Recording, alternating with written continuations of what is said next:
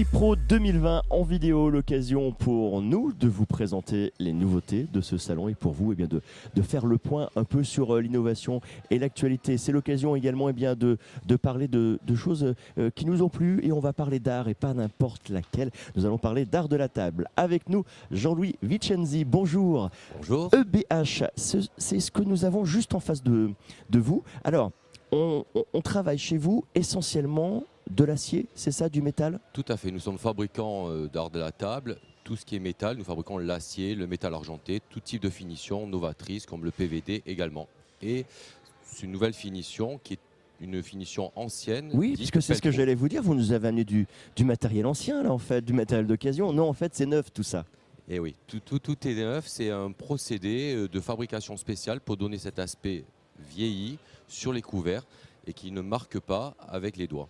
Il ne laisse pas de traces, c'est le principe du pelletreau dit vintage. C'est un procédé qui vous est propre, que vous développez particulièrement? Oui, c'est un procédé qui nous est propre, qui a été réalisé dans nos ateliers à Brescia, enfin exactement à Lumezzane, dans notre unité de production en Italie. D'accord. Depuis combien de temps la société existe? La société existe depuis 1998 et nous sommes basés à Nice et à Paris. Alors, les arts de la table, est-ce que nous sommes comme dans la mode? Est-ce qu'il y a des tendances? Est-ce qu'il y a des collections annuelles? Est-ce que vous les faites défiler sur un podium? Peut-être pas. Comment ça fonctionne, la saisonnalité?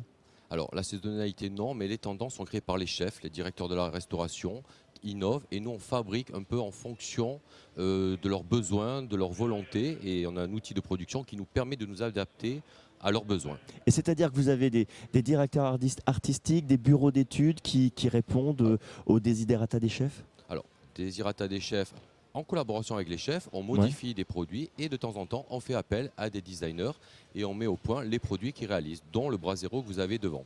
Alors aujourd'hui, vous avez un marché qui est essentiellement B2B. On ne peut pas trouver sur Internet si on est particulier. Vous avez également une force commerciale, un accompagnement auprès des hôtels, des restaurants? Voilà. Notre activité se base uniquement sur les restaurants et les hôtels et nous avons une force commerciale de 6 personnes, de 6 collaborateurs à travers la France sur les zones parisiennes, Savoie, Haute-Savoie et le grand bassin méditerranéen. Quel est votre hit des ventes? Quel est le produit que vous vendez le plus, qui est un peu votre fer de lance? La fabrication du couvert.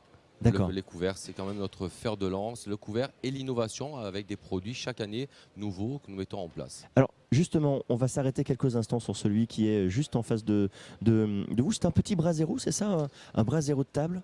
Tout à fait, alors c'est un Brasero, on part de la cuisine et les chefs dressent une pièce à l'intérieur.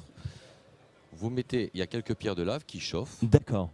Alors ensuite, on remet la grille. On peut mettre son romarin, on peut mettre ses Voilà, on fait un petit foin herbes végétal. Voilà. On remet une pièce de viande ou de poisson, on fait un fumé, on arrive en salle et on déclenche devant le client. Et on sert ça directement. Voilà. Ça m'a d'ores et déjà donné faim. Quels sont Est-ce qu'on parle également, parce que on a démarré avec ça, vous avez une patine qui est particulière. Est-ce que l'on parle également d'innovation dans les matériaux? Est-ce que l'on parle également d'innovation dans la façon de fabriquer? Alors, dans la façon de fabriquer, oui, on parle d'innovation, surtout dans le type de finition. Là, on en a une, mais nous avons tout un type de finition, que ce soit du métal argenté, du PVD. PVD, c'est des couleurs or, bronze, qui donnent un aspect de couleurs différentes. On a une dizaine de finitions de couleurs, de couverts ou de matériaux différentes qui sont réalisées dans des chambres stériles avec un procédé très très précis et très innovant. C'est de la haute technologie. Tout à fait. On a l'image un peu, puisqu'on parle de fer, un peu du ferronnier, de quelque chose d'un peu brut, mais on a évolué vers quelque chose qui est devenu extrêmement technique. Alors, la technique se réalise soit par automatisation, donc ça c'est une chose, et après on a aussi une partie orfèvrerie, où là vous parliez tout à l'heure de ferronnerie, où on est vraiment encore avec des gens qui repoussent les pièces à la main à base de maillet. Mais ça c'est une activité secondaire de notre activité. Combien de références vous avez aujourd'hui sur le catalogue? Combien de collections?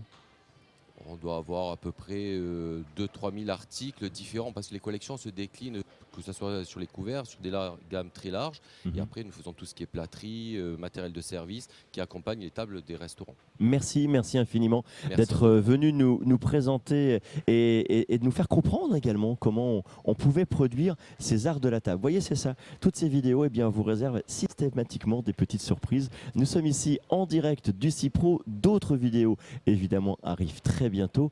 Bonne journée. La prochaine, n'attendez pas trop longtemps, elle sera bientôt là.